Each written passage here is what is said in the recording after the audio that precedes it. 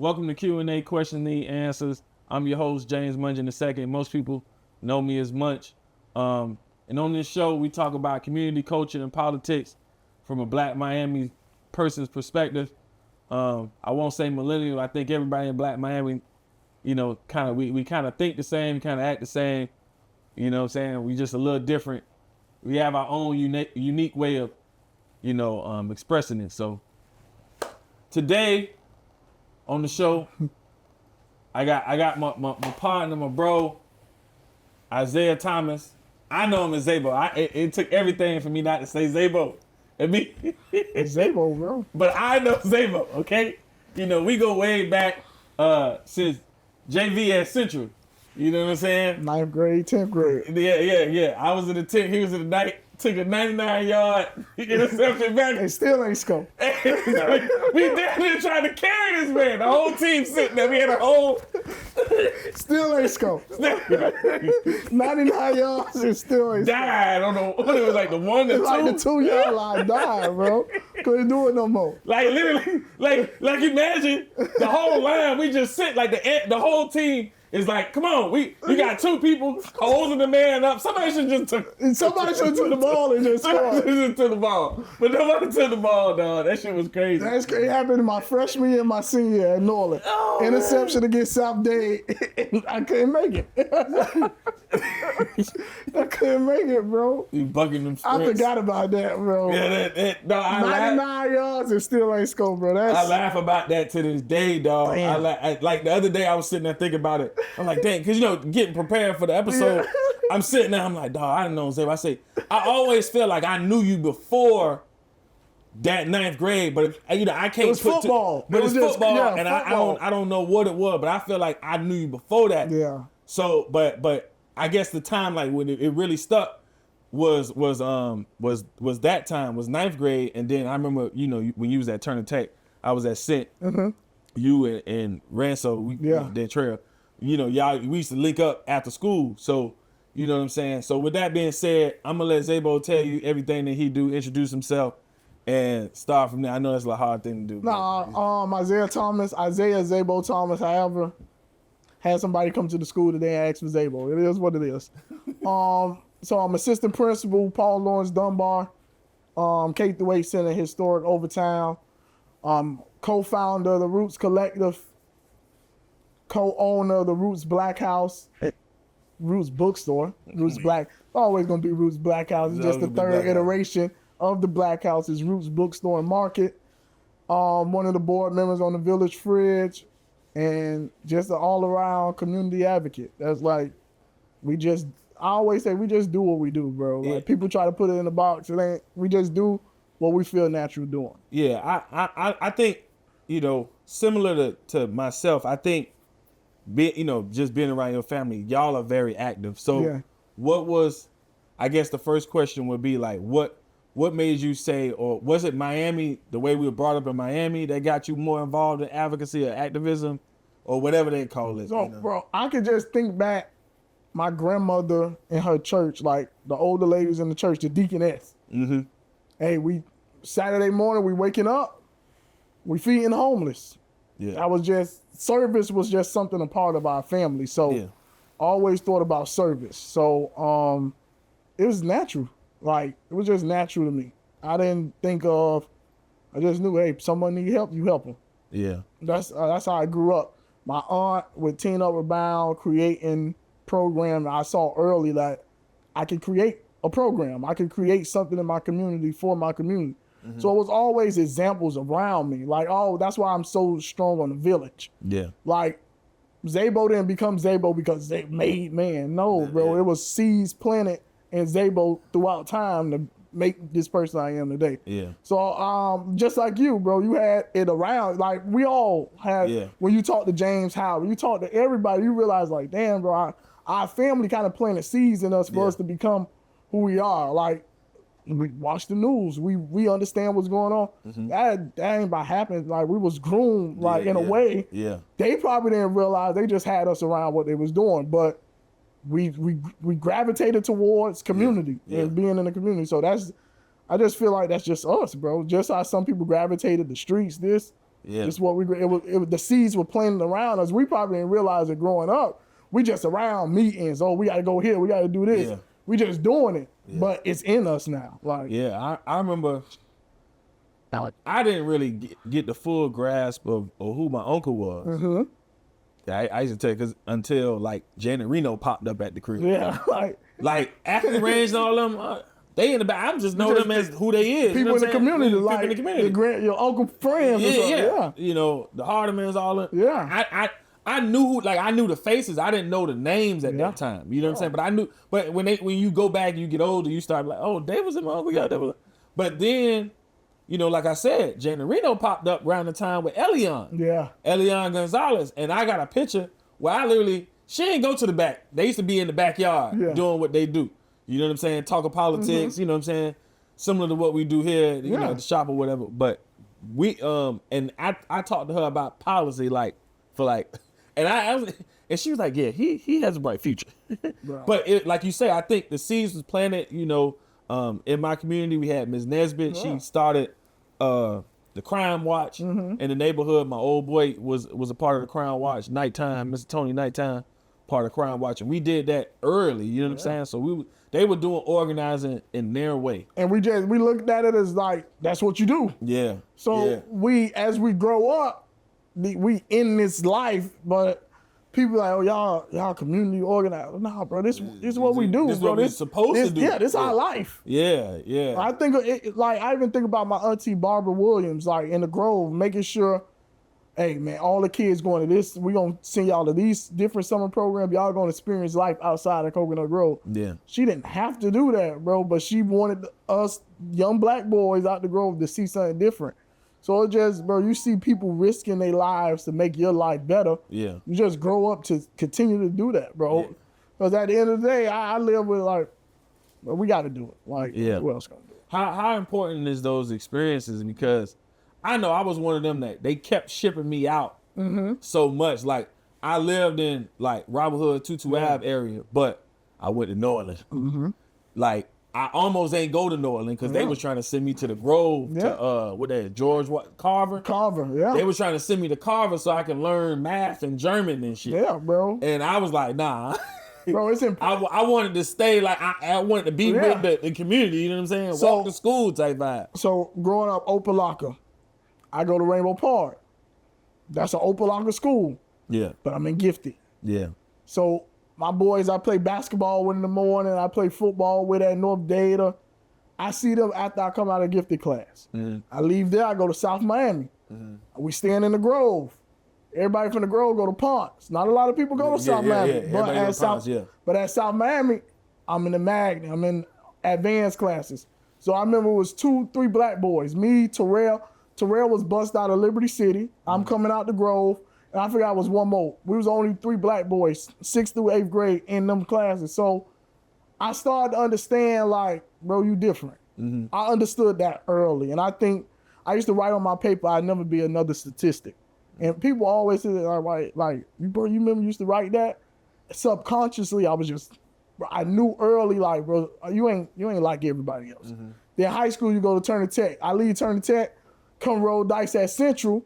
Bell ring, we don't gotta go to class. Y'all, the bell just rung. Y'all boys don't gotta go to class. Nah, you go to New Orleans, it's a riot. I'm like, bro, this school. You go back to Turner Tech. People really doing their work. Like, bro, I never forget. I asked one of my teammates, like, bro, that's y'all textbook? He was like, yeah, bro, we got to share it. Turner Tech, we had a book room with textbooks overflow. I'm like, bro, it's something different. Something going like, and I realized, bro, you're a part of like, you different. I understand that. I understood that at an early age, bro. And it wasn't on something like I'm better than. I just knew, bro, I say God had a different path for me. Like I understood that early. And I understood that people around was making sure I had a different path. Like, bro, it was a point my old girl didn't have no car from like 3rd grade to 8th grade. Bro, Metro Rail bus. I knew 22, the 9, the 27. Like, I knew bus routes, Metro Rail. Bro, I used to catch the Metro Rail from Overtown to Rainbow Park. Get on the Metro Rail, get off that MLK, get on the 27 Express, go to my Auntie Hayes' house. Auntie take me to Rainbow Park, bro. But people was sacrificing and making sure my life was okay, bro. So I understood that at a young age. And I think that made a difference in my life. Understanding like people see something in you I may not have seen it in myself, but when I did, I was like, all right, sacrifices being made for me to be different. I was defiant. I was a rebel. Bro, I remember my school ID 5170618. I looked it up. I was like, bro, you was getting in trouble for no reason. Fight. But I used to do it like. Yeah, I was a rebel in the sense of I just wanted to be normal. Yeah. Like why y'all taking me? Why I gotta be in this class away from my friends? Yeah. Like I went to Broadmoor, right? Mm-hmm. And I remember I was in the second grade. I had a good teacher, Miss Terry, and then they literally transferred me. My grandmother died that summer. They transferred me out, so I ended up going to CML. So I'm at CML. Hey bro, you went CML Norland. Like you always. So if you know CML, yeah, my daughter there now. yeah, and you like, bro, it was a culture shock. One, because I got a white teacher. You know what I'm saying, and anything I do, I'm getting moved. I ain't really like that. I was at Broadmoor, I ain't get in trouble. Yeah. I went to CML, I got in trouble almost every week. If you pull up my file, you'll see I got in trouble. I got written up for almost anything. You know what I'm saying? And I started acting out. And I think they just chopped it up to his grandmother died. Yeah. Like, you know what I'm saying? And that was the third grade. And I got moved out because I had very high SAT scores. I think I had like a 99.5 or something like that. That was when SAT was on the 100 point scale or whatever. So they moved me out and it was like, nah, he got really high SAT. And I just didn't like I saw the disparities like in real time, because you got like at CML, hopefully, you know, I hope it ain't the same way. I don't know what it is now, but at the time I was there, you had like an Esau class. Yeah. All the Hispanic kids, they ain't speak not a liquor. Just like how we talk about now, like they don't speak no English. They know English, but they not speaking no English over there. They got a teacher. When they sit in their class, they got their class and lunch, they over there to the side. Yeah. Like, you know, our classes, we kind of mix and mingle between the class. You had one class full, like I was in a class where it was very mixed, diverse, right? So like you had some of the smartest kids, the smart black kids was in this class. And like, these are the parents who are more active. So my mom is very active in ESAC and PTA. So she making sure that I get this teacher. You know what I'm saying? No, he not going in this class. And like, I remember so they had a class with just the Hispanics. They had a diverse class that I was in. Shout out to Miss Abby, because that was one of my favorite teachers. And she was like she was an Asian woman. And they had a class that was nothing but black folks, nothing but black kids. That was, remember Dennis, who played running back at Carol City? Yeah. And played for Opelika? Yeah. He went to CML. Dang. Chris Hall went to CML. Yeah, they all was in that class. Like, they all was in that particular class. Marlon Turner. Like, I can name names like the people who all went to school with us. You'd be like, y'all went to elementary. Like, yeah, bro. And it was weird because it'd be like, and I just remember sitting in the class like, why these kids over here? Why these kids over here? And I couldn't vocalize it. Oh, this racist. But I'm like, nah, something ain't right. You know what I'm saying? At South Miami, I ain't see everybody from the Grove in South Miami to lunch. Yeah. They'd be like, bro, why he keep in, bro? I get to see lunch. I get to see the neighborhood. Yeah. It was only a few of us from the Grove at South Miami anyway. I get to hang with the black kids. So I guess because I remember, I know we talk a lot, and you know, you mentioned it at one point in your life, like it clicked for you, like education, you just like, it clicked. What was that moment for you? Bro, at Rainbow Park, we used to have the math bowl. Yeah. So I used to win the math bowl every year, bro. Yeah. Then I win the school math bowl. I go to the county math bowl. I was the mental math champion of Dade County, like every student. And I got in trouble. And I'll never forget, Mr. Wilson was like, hey, he ain't getting suspended. We're going to create an indoor suspension, Miss Adams. He going to be with you all day.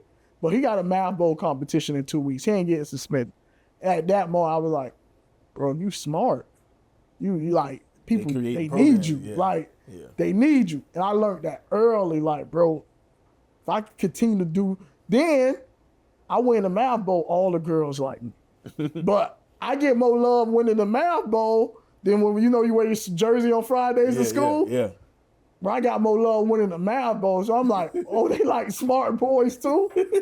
And I get in trouble, but I don't get in trouble because, bro, I'm gonna make sure I'm smart. Like that was my passport. Middle school, high school, I always like, bro, if I'm smart, bro, that's attractive to the girls. And the school leadership, bro, 10th grade, Turner Tech, I'll never forget. We came back from Christmas break. We walked in school. They called a assembly in the gym. As we come in, they say left, right, left, right. That left, they all went back to their home school. I'm looking at close friends, Vega, Nick. I'm looking at the boys over there like, dang. And I'm like, we did everything together. But when you look at our test scores, it's our grades, Turner Tech, oh, we got to keep Isaiah. Isaiah passed tests. Isaiah got a good grade. We could let them. I was like, bro, this, at the end of the day, it paid off. Like, be smart, bro. Yeah. And also, bro, Larry. Yeah. My brother went to prison for 21 years. I was in the 2nd grade. Like, going to visit prisons, going to visit jail. They're like, bro, this my brother. I've been with him every day. And now we talking on the phone in jail. Like, I didn't want that for myself. Like, and he used to say, Larry used to always say, every time before he hung up the phone when he was in jail, he'd be like, bro, I'm doing enough time for all of us. Yeah. Like, bro, you don't got to get in trouble. I'm doing enough time. Like, do what you got to do. I'm doing. And that stuck with me too, bro. Like, 2nd, 3rd grade, I think back at it now, like, we on the road to prison. Bro, the slamming of a door, it still irked me to this day. Yeah. And so that jail, Larry being in prison, really, that was life-changing because Larry went to prison. My mama got sick. It was like and I was like, damn, bro, when you get in trouble like that, it just don't affect you. Yeah. So I was like, nah, I don't want to be that.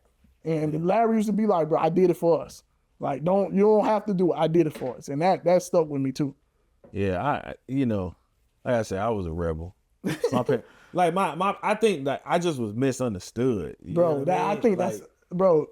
And when you all, even when you talk about the FAMU situation with you, bro, I always think like, damn, bro, how many other people feel like, how many other young black boys feel like Munch, bro? Because I was the one who I made the good grades, and you know how they say, it's that old saying like, if I'm not talking to you is when you need to be concerned. If I'm talking to you, you know what I'm saying? But when I'm not, and so like they would always be like, nah, Munch good. He got the grades, he got this, he got that. But so Munch good, talking. But nobody talking to me. So I got stuff going on, but nobody talking to me. So They're just saying Munch good. Yeah, he's just saying good. You know what I'm saying? And that just created something like I can't even explain it. Where it was just like, all right, I always had that responsibility. Mm-hmm.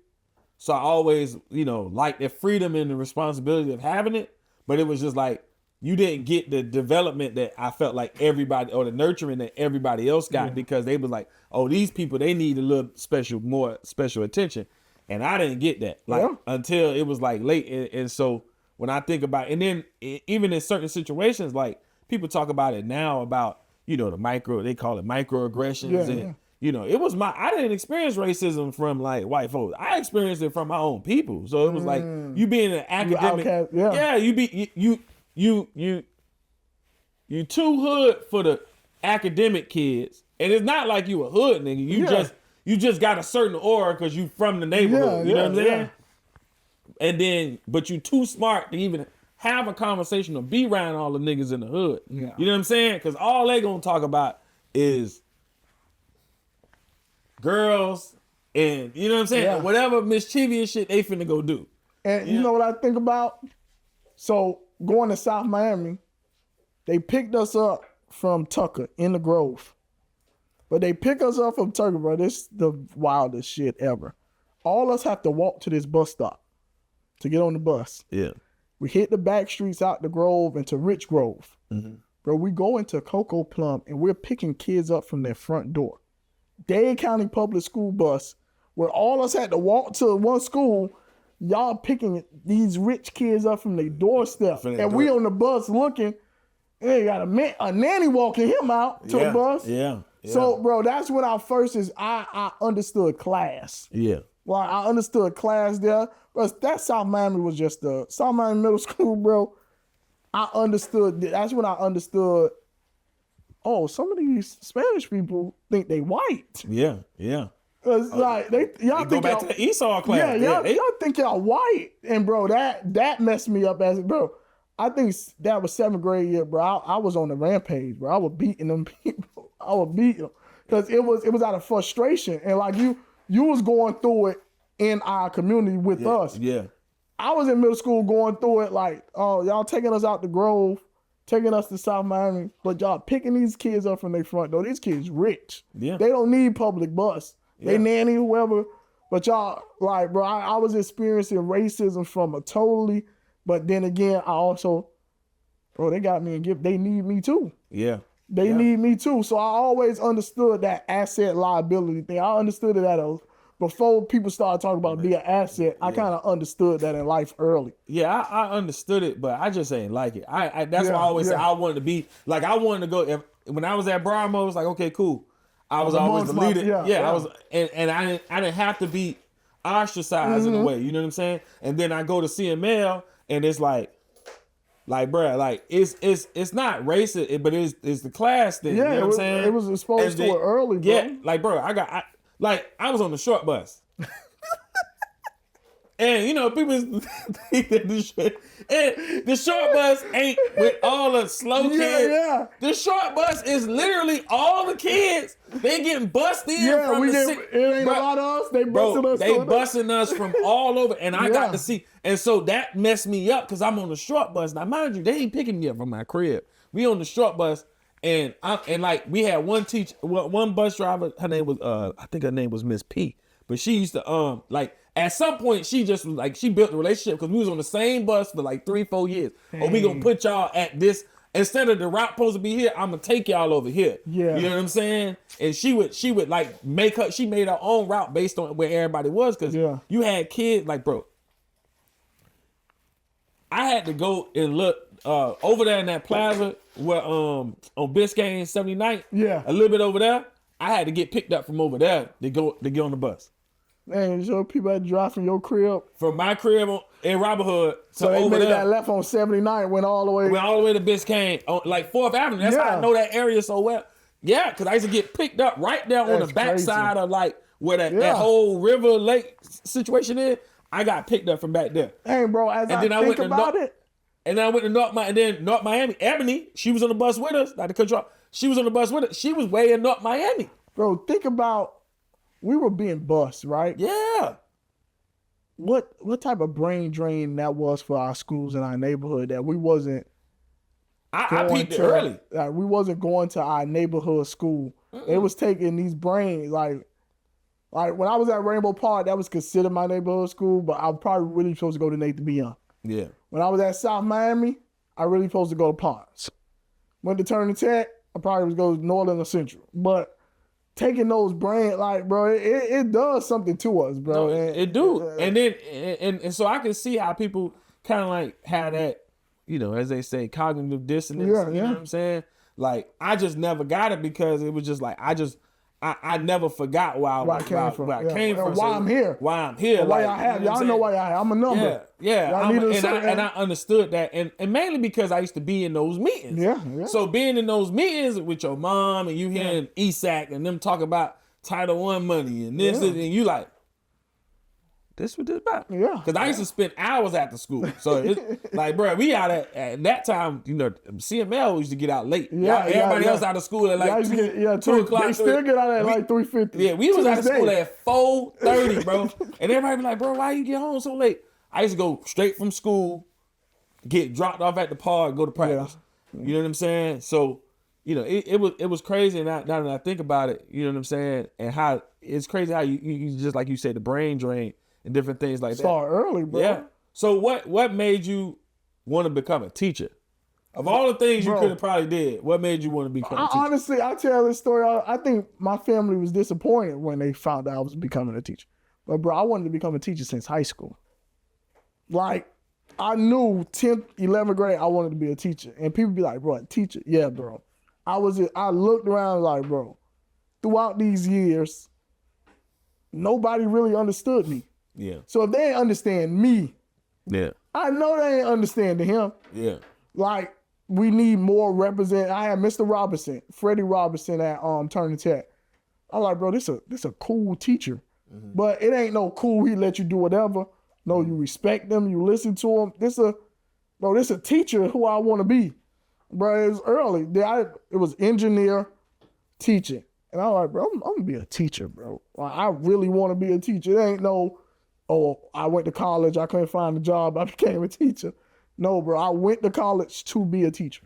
I wanted to be a teacher. Like, I wanted to be somebody that kids in the school can relate to and go to and advocate for. I wanted to do that early. 10th grade, like, I wanted to be a teacher. I only know two people who was like that wanted to be a teacher. You and Piff. Yeah. Piff was good. I saw how inspired she was with, like, just her nieces, nephews. Like, she would teach them how to read and get them right. Them the only people I knew wanted to be teachers. And, like, you know what I'm saying? Like, y'all wanted to be teachers and was actually, like, you know, had an effect on people. You know what I'm saying? Right. So, I think my auntie too, bro, because she gave me the opportunity early at Tina Rabow to learn teaching skills, bro. I was 16, leaving football practice, going to Tina Rabow. I was teaching kids my age how to read. Like, yeah, bro, she, but that's back to people around us creating something where we was able to flourish through, and that was Tina Rabow. Like, before I got to college, I had years and years of experience of working with kids. Yeah. And through Tina Rabow. So, bro, yeah, I just wanted to be, because, bro, what we talking about now, bro? We going to school, people ain't really hearing you. They ain't really, I was like, bro, the school needs more of me. Yeah. And, bro, I wanted to do it. Yeah, I was like, nah, if the way I was, and the way some of my friends did, nah, man, I'd be in jail. Bro, and I was like, I know you have people that could be in there, like. Tigra said, she was like, bro, you had to be like my patience, bro. Yeah. I have patience. I see people, like, even other teachers at school, kids do stuff, they just lose it. It's all right, as a kid, bro. yeah. I got it now. I done learned to have some patience now, but before, no. Could even, you know, I think the Coach Art Center, you know, be similarly, like, we had the program, we, you know, at 16, we was teaching, bro, and whatnot, like, holding down classes. Yeah. And it taught you, like, you know, main thing was abstinence. Like, don't have yeah. You don't have to rush this. You ain't got to rush this. You know what I'm saying? But it was also like, yo, you know, it was crazy. You know, so speaking of, you know, you teaching, let's talk about, like, what was your first, because I know it wasn't like an easy road to get into education. So talk about that journey in the teaching. So I applied for Teaching for America my senior year of college. My professor's like, man, you got this. Spring break, I get arrested. We're in Panama City. I haven't been to Panama City since. Panama City spring break is lit. I know Panama City. Bro, we're in Panama City. We had a nice hotel on the beach. We like, all right, we're going to go put our stuff down in the room. We're going to go find something to eat. We go put our stuff down in the room. They got a big pool party. We walk by the pool party. I see the ATF agents at around the pool party. I don't think nothing of it. But we just talking. We go to the car. They follow us to the car. Hey, hands up, hands up. I'm like, bro, I'm not even thinking. But I didn't know they had a big shooting in Panama City the week before. So they're like, hey, hands up, hands up. Oh, they searched the car. They found weed and a gun. All us like, bro, we don't know. It is what it is. Do what y'all gonna do. They take all us to jail. I'm in the cell thinking like, damn, bro, you graduate in 2 weeks. Yeah. My Teach for America interview was the next week. So I was hell-bent. I was going to the Mississippi Delta in New Orleans to Teach for America. So that come back, I make it through the last step of TFA. They say, hey, your arrest, you ain't gonna make it. Boom. Bro, my mama knew. Nobody else knew I got arrested. My mama, my aunties, they knew. I'm just like, damn, bro, you done messed up. You finna graduate. You done got arrested. Yeah, I remember that time too. Bro. Cause we was all like, huh? Bro, I tell my students to this day, $150 worth of weed cost me over like $7,000. Cause the Department of Education put me on probation So every day, my first 2 years of teaching, I had to call the number, like, bro, like I'm on crack or something. I got to call the number, give them my birthday. They say, all right, no drug test today. I got to do this every day for 2 years. Then once a year, I got to pay to go sit with a therapist. Therapist straight up like, bro, I'm robbing you. You don't got to, you just, I'm like, bro, I had weed. It went down. It is what it is. So I thought that was going to derail me. I come back home, shout out to Gallon. But Gallon he was a part working with an all-boys school at Opalaka.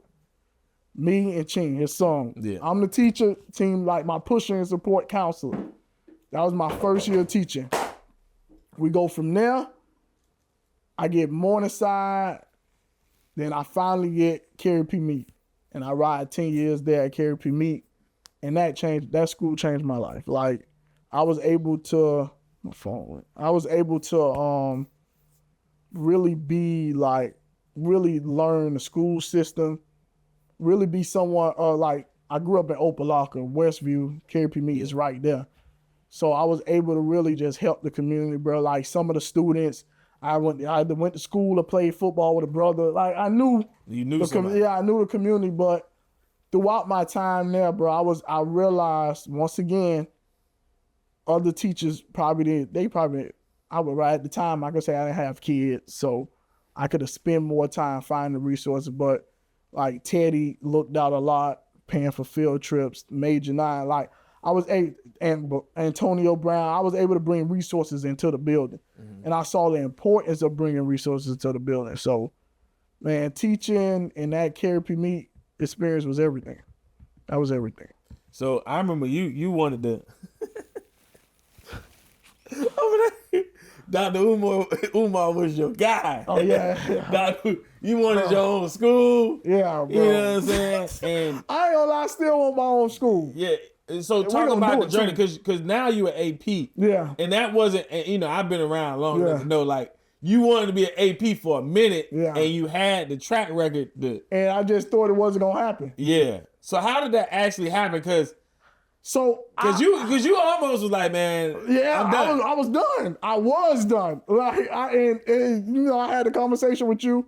The year I became an AP, if I didn't become an AP, I was doing one more year to make sure I have my FRS, my retirement. And I was just going to leave the school system and figure it out. Because I felt like I put in the time, I put in the work. But I'm going to shout out Dr. Richardson, who was my principal at Carey P. Meek my last year.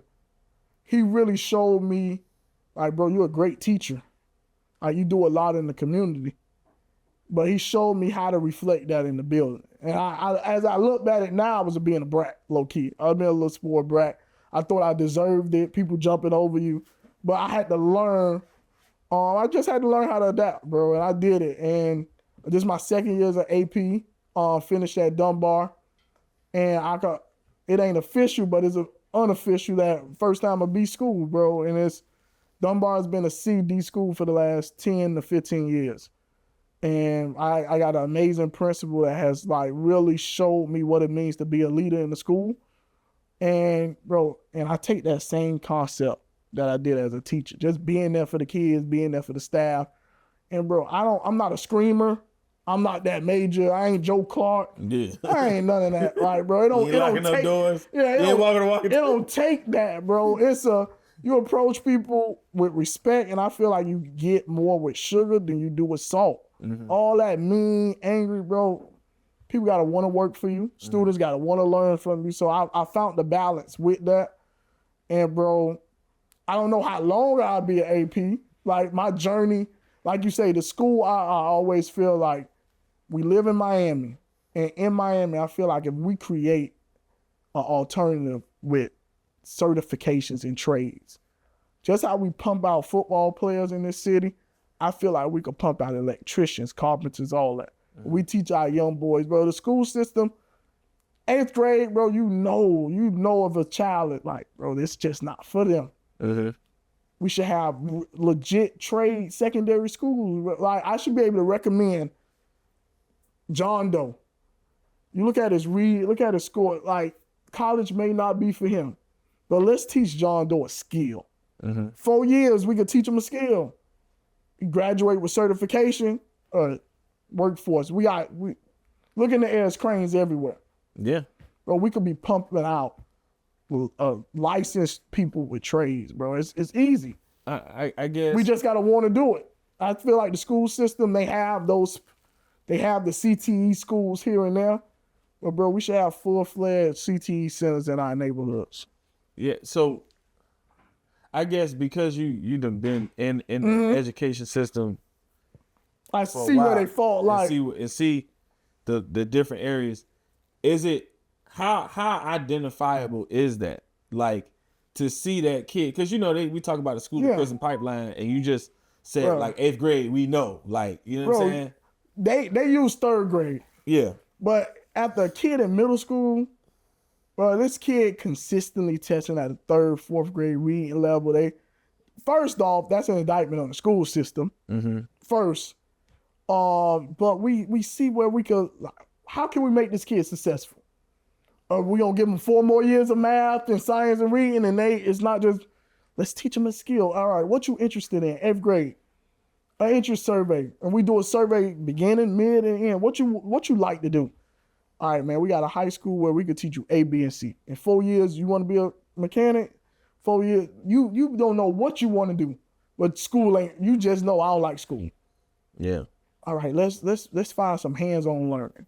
We're gonna lay brick. That's gonna be your class. Like we're gonna teach you measurements and math, but I feel like we can do it, bro. I think it's like we pushing out this. We see the same thing over and over and over, bro. How many kids, bro? If you go look at proficiency rates, bro, it will blow your mind. Yeah. It will blow your mind of our kids not being proficient in reading. So the signs are there. Like they take a pre-test, they take a PM1, a PM2, a PM3. This kid not trending. Learning game. They got learning game. They went from a level 1 to a 2. Yeah. All right. Yeah, they ain't going to a 4. They ain't going to. Let's. All right. Yeah. What do this kid? How can we make our kids in Miami-Dade County successful? Yeah. All right. She want to be a nurse. Put on the track to be a nurse. Yeah. We need more. Bro, we just need more life skill trainers in our schools, bro. Is that why you started the summer? I think we do the summer program. Yeah, that was one of the main reasons why, bro. I started seeing my former students graduate high school and come back and be like, "What you doing?" Yeah. Nah, I'm just still with that same 7th grade mentality. I'm like, damn, bro. When they leave this school, where the ball being dropped? So that's when we started the youth program. Remember, bro, it was strictly life skills. Yeah. How to change a tire. My mom in there teaching them, take these items out your cabinet. You can make dinner. You can make lunch. Omelet stations. Yeah. Just doing more life skill and exposing them to outside of their neighborhood. That was a big thing, too, because a lot of our kids, bro, imagine taking kids to Virginia Beach. Yeah. And kids from Miami saying, I've never been to the beach. Yeah. I'm like, what? Hey, roll them uniform pants up and touch that water. Yeah. Other teachers like, Mr. Thomas, you gonna get in trouble? Well, I'm gonna get in trouble. Like this kid, 12 years in Miami, ain't touched the beach. Yeah. Let's do it. So the youth program, and we did it every time kids were out of school, winter, spring, and summer. And it was all about life skills and just exposing them to different things. And I think we did a great job. A lot of those kids that started in the program, they graduate in high school. A lot of them graduated last year and this year. Yeah. And you seeing most of them going off to college. Most of them got jobs already. Those life skills paid off, like learning. And remember, we used to pay them. Yeah. We used to have the financial literacy courses, give them some money. And most of the time, we knew they needed the money for school, back to school shopping. It was a relief for the parents. But to put that money in their pocket and show them, like, hey, work. When you work for things, you get rewarded. And that was another life lesson for them. So I missed the youth program, but I think with the bookstore, all of that is transitioning where we'll be able to do different programming here. Yeah. Speaking of, because it's crazy you said that. By the way, Gene, that was that light right there. Yeah. Nah, it ain't this light. Nah, it's that. It's that light.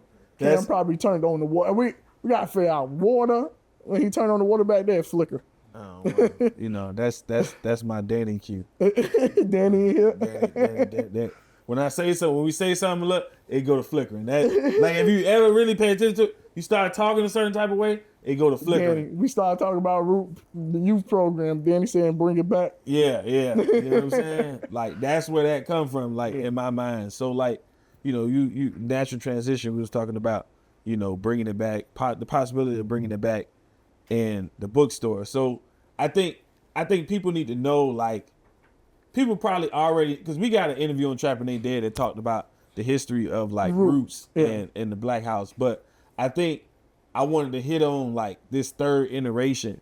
Of course, it came after, unfortunately Danny passed away, but speak on that time and like the decisions, because I was around, but I wasn't in the decisions, because I was at the village and I was like in my own little world, but I wasn't in the actual decisions to make this the bookstore. So even though before Danny passed, we talked about putting books in the store. Remember he had went and got a bunch of books from his he daddy. went and got a bunch of books. And we had some books in the middle. Yeah. So Danny passed 2023. We still have a lease with Levy on 7th. But I'll never forget the day Danny passed. We printing shirts, and Danny say, he frustrated. Like I could feel him frustrated. And he in the back, remember our back room where we had the TV at. Yeah. So I walk in there, I was like, bro, what we set out to do on 7th Avenue, we did it. Like, whatever we thought the Black House would be, we could sit back and be like, dang, bro, we did on 7th Avenue, we did it. And he looked up, he was like, yeah, bro, you right. I was like, bro, whatever's next, we gonna take it. I was like, bro, we ain't gonna keep paying these people that could just strip everything away from us. Don't care about what we're doing. At all. So he was like, bro, you right. Like we did it. He said, bro, we just, whatever happens, we gonna figure out how we go from here. And he went back to printing, I went back to printing. And I'll never forget that conversation. So when it was time, remember I kept saying, bro, I'm wasting money, bro, with this leaving. We're just too much money. Wasting money. So we decided to leave. And best thing we should have did, best thing we could have did. Yeah. Best thing. So we all go to Freedom Lab. Yeah. Then I'm like, bro, I'm wasting money. But I'm going through so much mentally. Yeah. I just got a room packed with stuff. I come print shirts here and there, but mentally, I'm out of whack. And I remember telling T, I'm like, bro, I ain't paying rent again. Like, I can't. Like, I don't want to pay rent again. And this dude sent the email to me and Dentrell. Dentrell was like, bro, you got an email? I checked the email. He like, hey, I saw what y'all did on 7th Avenue. I have a building on 15. Can you stop by and see it? I'm like, 15? I drive by the building. I just drive by. I'm like, let me drive by the building and see it.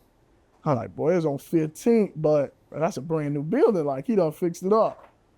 I text Phil. I say, bro, I think I might have a building on 15th. I told you. Yeah. I think it's a building on 15th. And I can't, he opened the door, I walked in here, and bro, as soon as I walked in here, it felt like ours. Yeah. It felt like ours. And Miami Foundation, people don't realize Danny helped that whole program. Yeah. Danny, Rebecca, they was on the Zoom calls. I remember Danny be like, bro, I need you to jump on the Zoom. I'm like, bro, I'm teaching. Like, you got it. Yeah. You got it. But Danny was adamant. He was telling all that, hey, I got to meet with Miami Foundation. And he was like, Miami Foundation gonna get us a building. We're gonna get a building. Yeah, that was one of the last, like, I remember him having a conversation with me too, like talking about last conversation. Yeah. The last time I actually seen him, because I wasn't there that night, but the last time I actually seen him, I think I may have shared this story, was the night Aja came in town to do her show. That was a night before.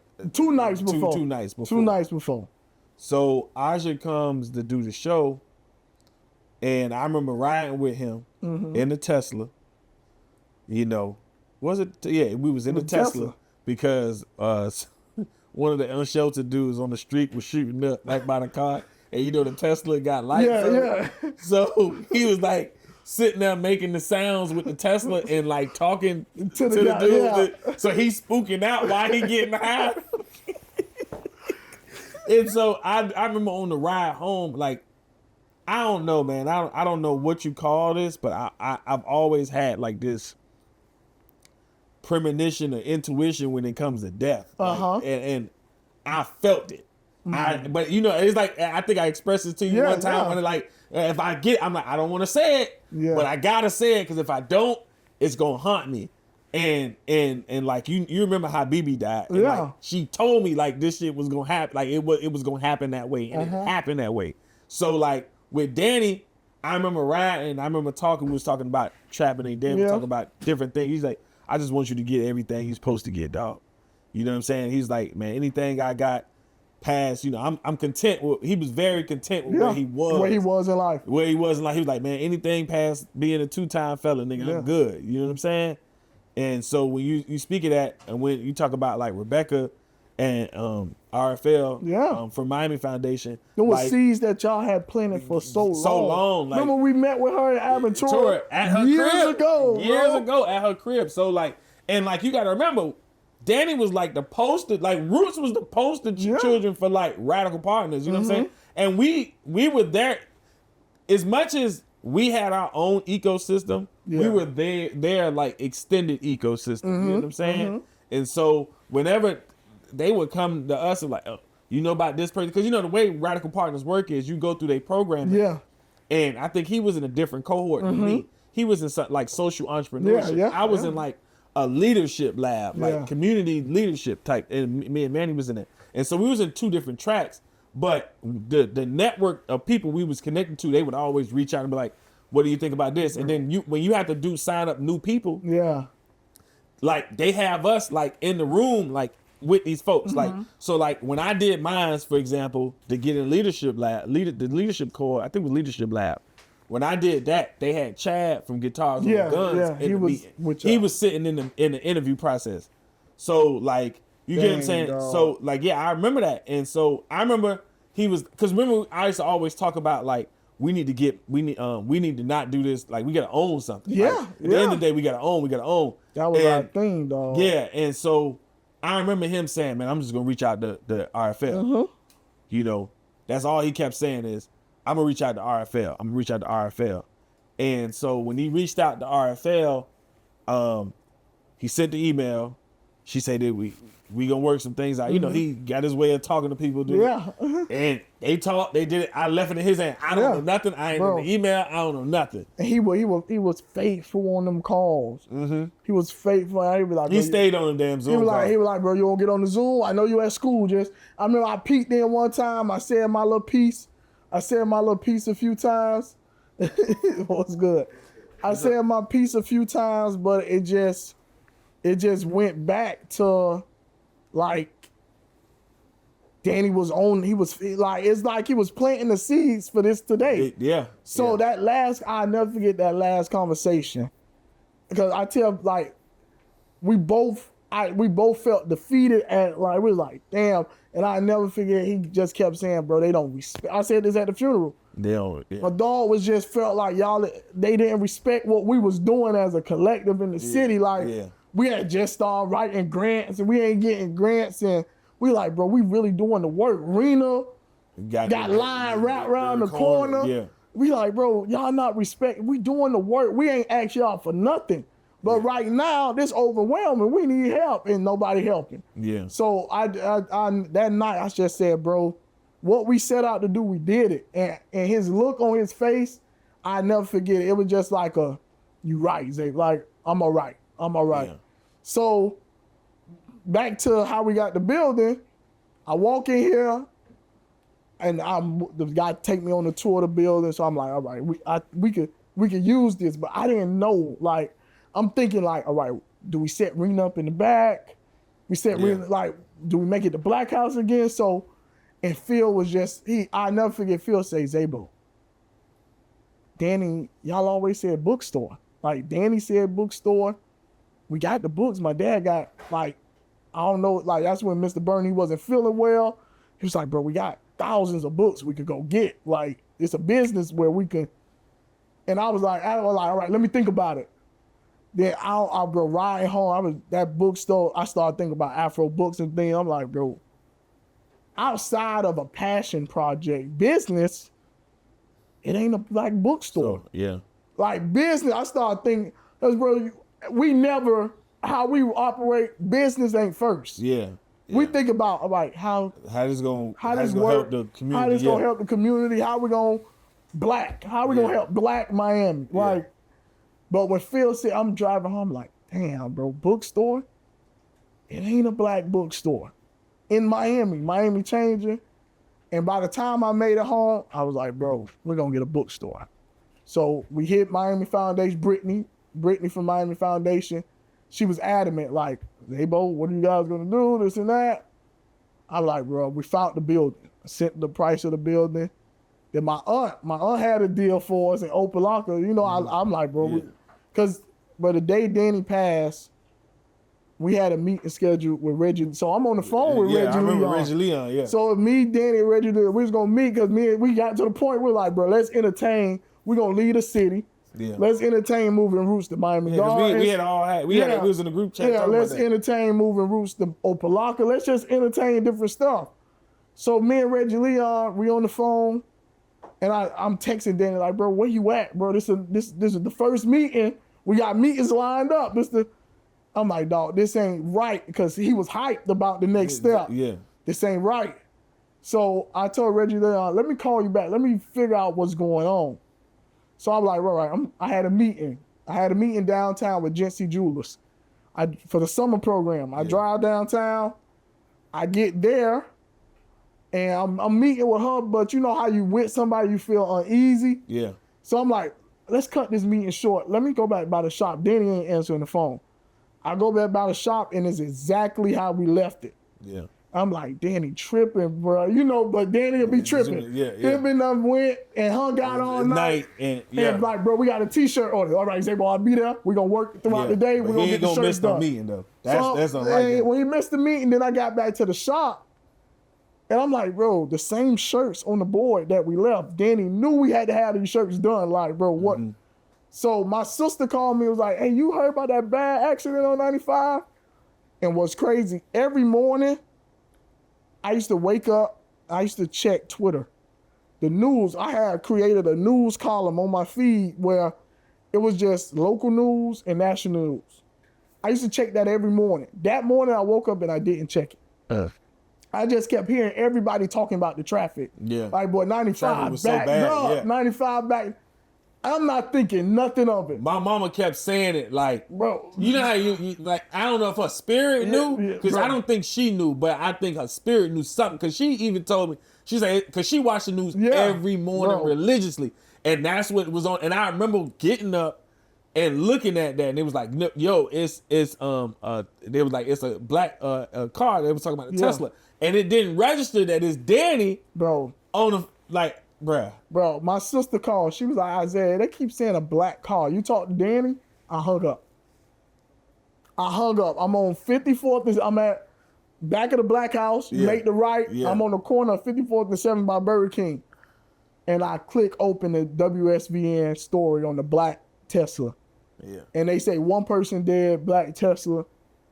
And Phil, soon as I click off, bro, God, Phil called me and was like, hey, you talk to Danny? I'm like, nah. He's like, FHP just called me. I hung up and just started crying. I knew. Yeah. And I drove to Phil house. When I got to Phil house, FHP walked up and delivered the news. It was just me and Phil. But we cried for about an hour before we told anybody, bro. Yeah. Then I remember when you called me. I was like, I'm in the backyard. Then I called you. Truth be told, yeah, bro. I was in the backyard. No, I called you. I could, bro. It's like, It was surreal, because we had been in that situation before, like years ago. Were we still at Maid at the Citadel at that time? I don't even think we was at Maid. I think we might have been at the house on 46. You know what I'm saying? When we got the call that he had gotten the accident. The accident on the on the So you always be like, Danny the fuck yeah. So it didn't, stupid. Yeah, it didn't register to me, dog. It didn't register to me. And I guess because, you know, at that time, you know, I was dealing with a lot of mental health, and, you know what I mean? I was on heavily medicated, you know, to regulate, you know, things. So, like, I was numb. Bro. Like, I think I didn't feel it. Like, I really didn't feel it until, like, I went on that road trip.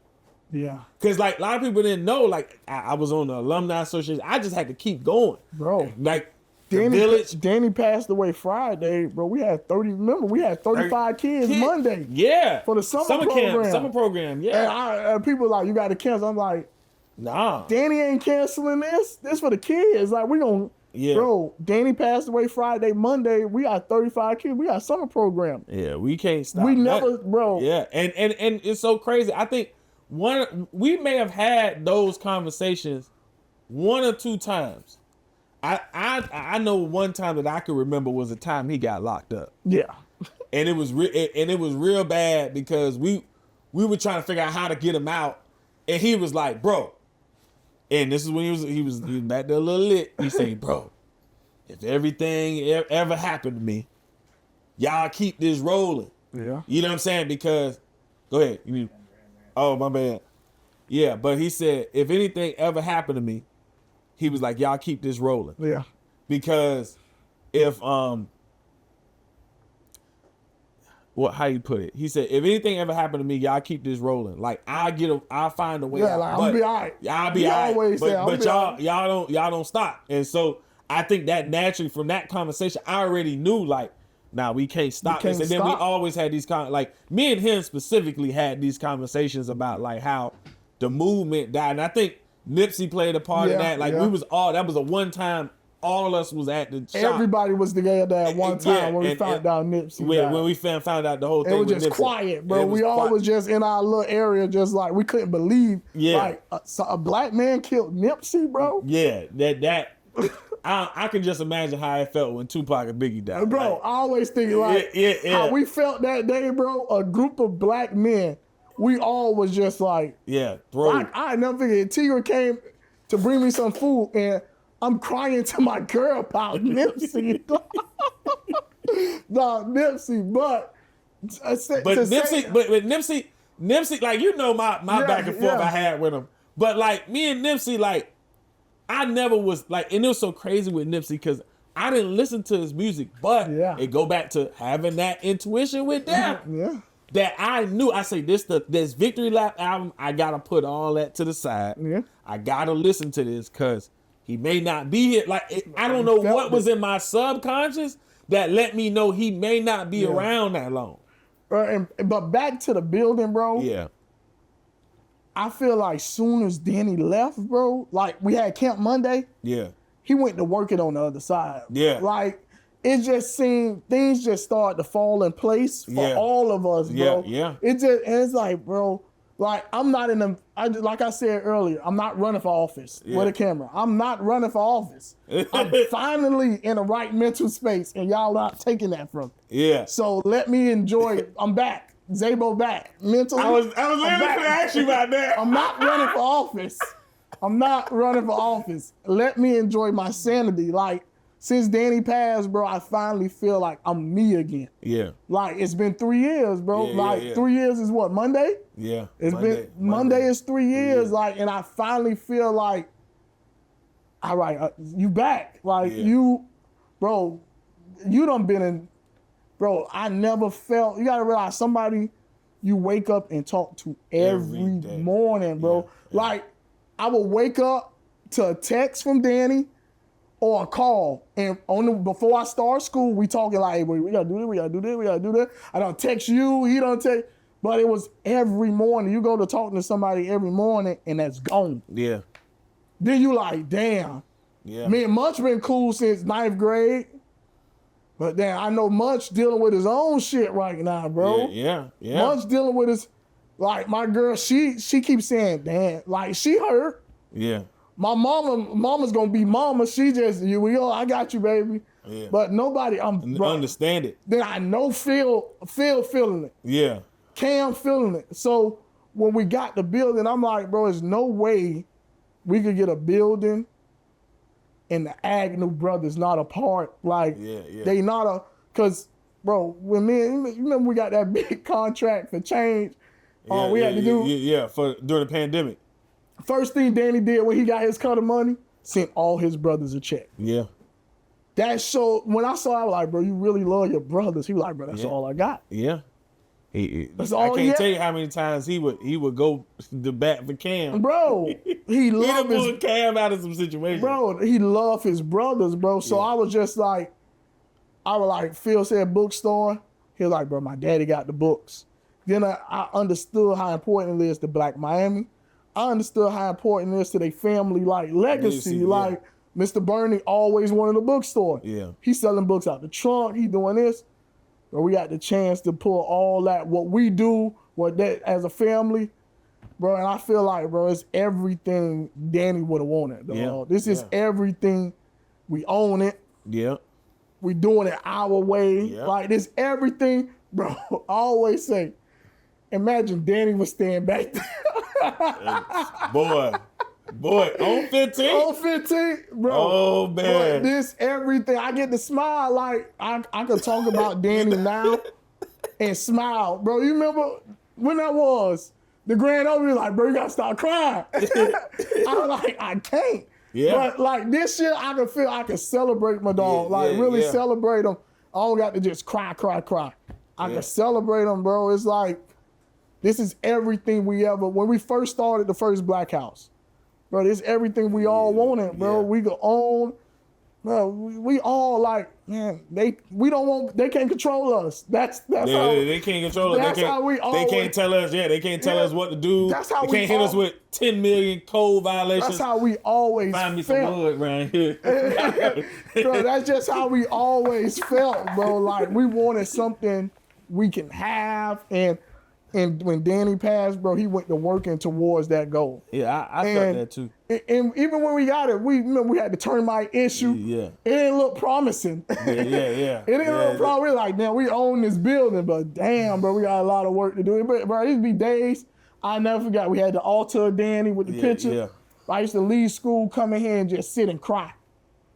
Just sit and cry, bro. But what I always told my mom, I say, bro, no matter what, I feel Danny in this building. Yeah. I feel him. So, bro, we doing everything he would have wanted, bro. We doing everything. And bro, at your wedding, ask Tigger. Tigger say, you crying? I say, bro, I wish Danny was here, dog. We'll be here laughing like, bro, much. And I told Tigger and V this. I say, bro, Danny said Munch gonna get married first. Yeah. He used to tell me this. He was like, bro, you in TVR, but Munch gonna get married first.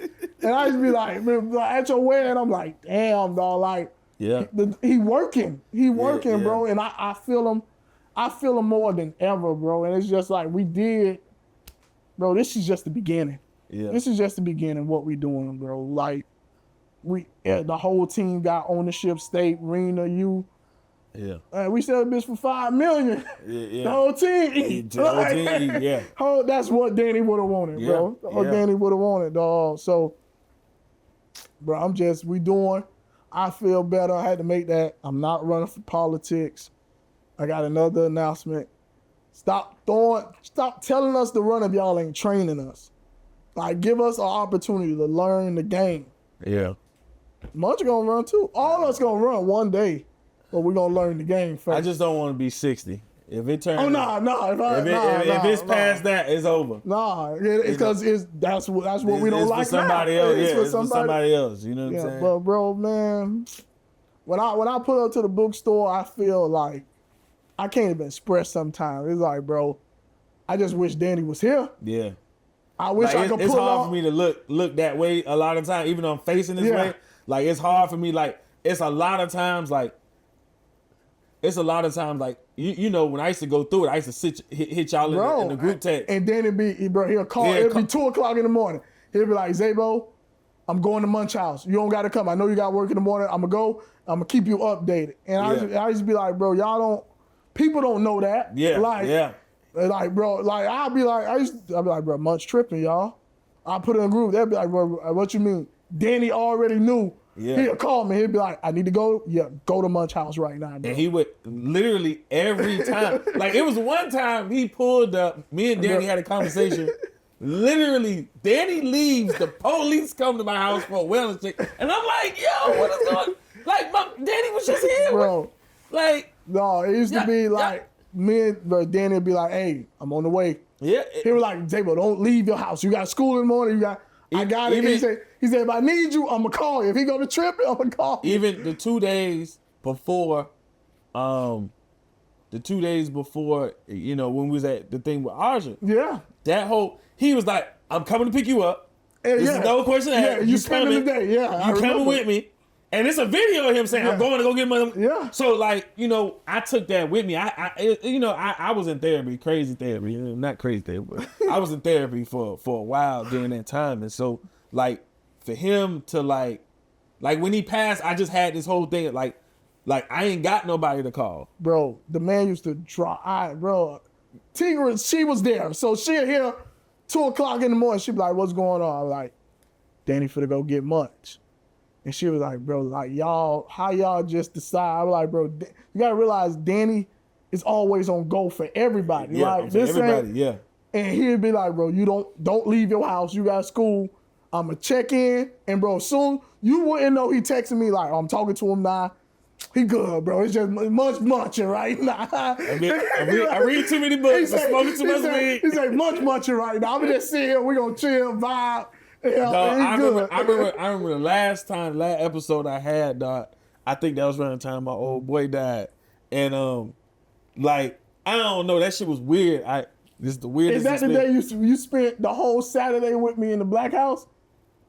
That was because y'all had an event. And me and you were just up front the whole day. That and I was in that. That was a day I was tripping out. That's why I think that's where you made the all like mine's brain. Because you was on some metaphysics. Yeah. And that was a day. Remember the whole exchange me and Brandon had? Yeah. And I was like, I see myself. And y'all was like, bro, you tripping. And I'm like, no, I'm not. Y'all just perverted. No, I just used to always be like, bro, we got a real friendship, bro. Yeah. Like, yeah. And people be like, me and Munch, you gotta realize, I'm the middle linebacker. He's the outside linebacker. Yeah. I'm supposed to call the plays. Munch is calling the plays. Like, this is the leader, but we depend on each other. And it's like, we in life now, but I'm still the middle linebacker. Munch still coming off the edge. You don't see him. He over there. Yeah, but y'all see Zaybo this, Zaybo that. Munch still right there. Yeah. Like, we still live like that. And people bro, they don't understand. They don't understand it. Like, it's just like the other day when the girl asked, so what's your role? I'm like, I don't know. Bro, I'm auxiliary. Bro, somebody came in the other day and was like, hey, I talked to your boss.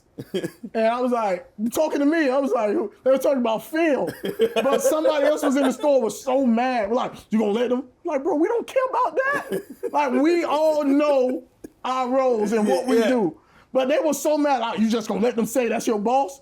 I'm like, bro, I don't care about that. We know what it is. We know what it is. We know what it is. None of that bro. never mattered. Matter. Like, and I think that's what helps us. Like, cause people always, shout out to I just found out yesterday that my girl Tadra passed away.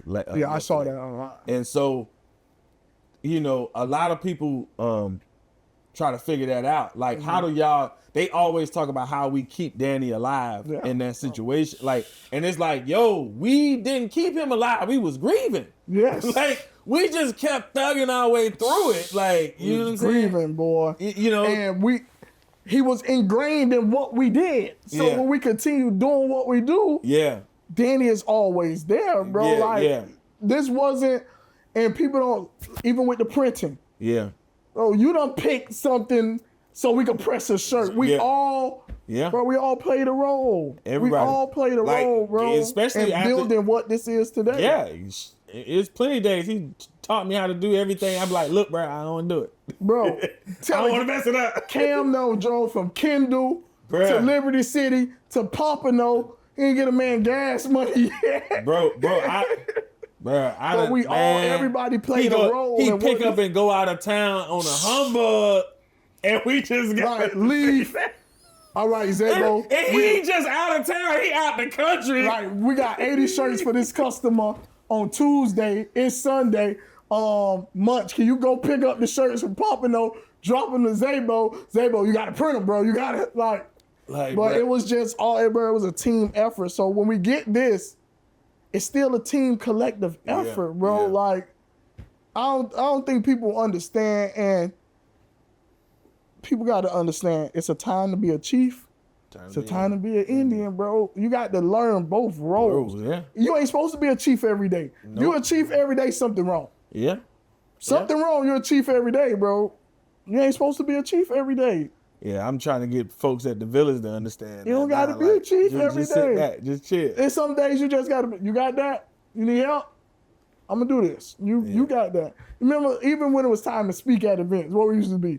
You got this one, bro? Yeah.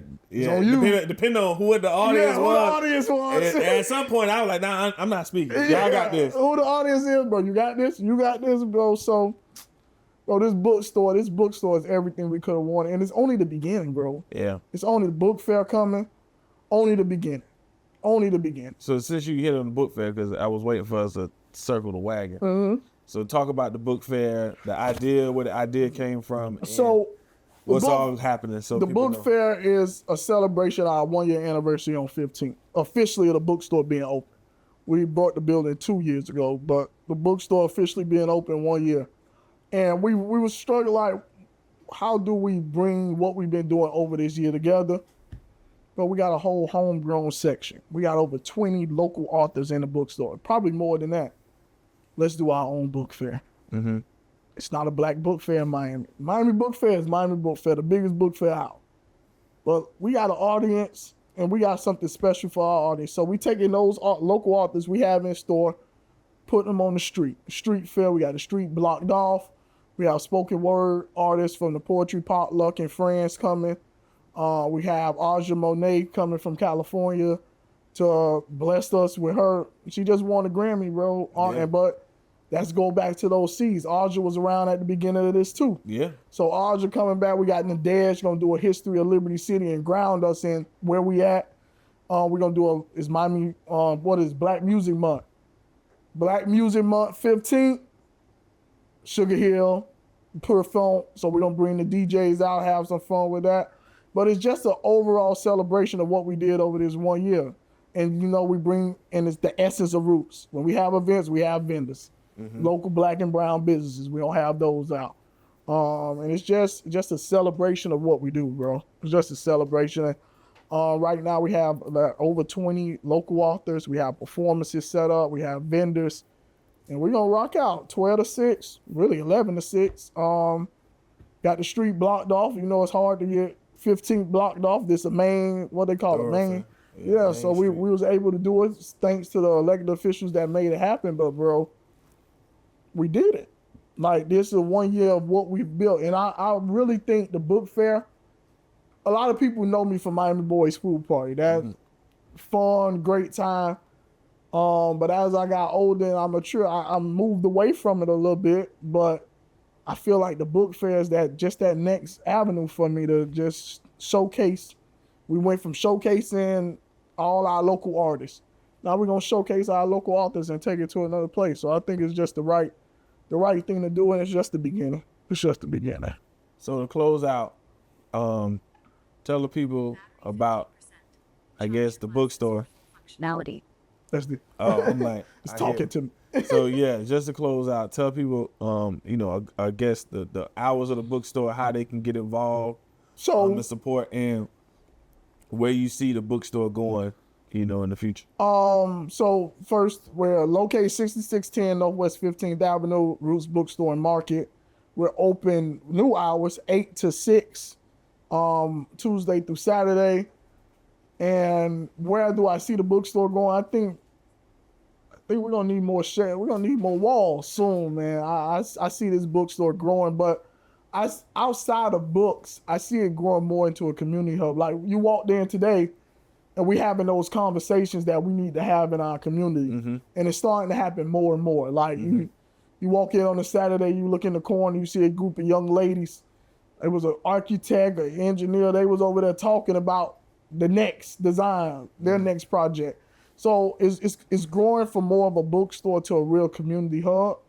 And I think as it grow into that, we're going to offer more programs, the after-school tutoring, the hot plates from the Village Fridge coming in the evenings. We see our kids walking back and forth to the store. Village Fridge come provide those hot meals for them, and we stop all that chips and juice and processed foods and give them some real food. So I just think the program is going to elevate throughout the bookstore. And this is just the beginning. Like I always say, we own the building. So when it comes to programs, we could try it. If it don't work out, next. Yeah. We can keep trying what we think is best for our community. Shit, that's what we did anyway. That's what we always did. Yeah. Oh, that shit ain't work, bro. We can't do that again. Let's try it this way. From a refrigerator to a pantry. Yeah. So we just got to keep doing what we feel like needs to be done in our community. We got to fill the void that the government ain't. We're gonna fill the void, but Roots Bookstore, bro, we stand on the shoulders of giants. Afro Books and Things showed us what it was. Mr. Bernie had this vision, all these books, and we just gonna take it to another level. We know how important what did they say? We're in a literacy recession right now, especially in the state of Florida and Miami-Dade County, banning books and everything. We doing what we think is right. Like, how y'all feel? We feel like this is what we're supposed to be doing. This is what we're doing. All right. Well, y'all heard it. Roots Book Fair. You know what I'm saying? Well, y'all heard it. Roots Book Fair, Juneteenth. And y'all keep asking, what date the book fair? Juneteenth. June 19th, 11 to 6. We blocking up the streets from 66 to 67. We got over 20 local authors. Music, food. Come out, bring the family.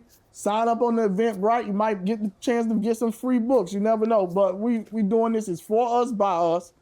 And let's do it. I don't even got to say nothing else. You know what I'm saying? So with that, we out. Complete the mission. Long live Danny.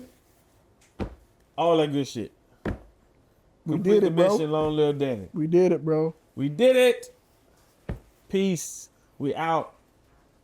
That's a wrap. That's all, folks. Saul. She was calling me. Get your ass home. She like.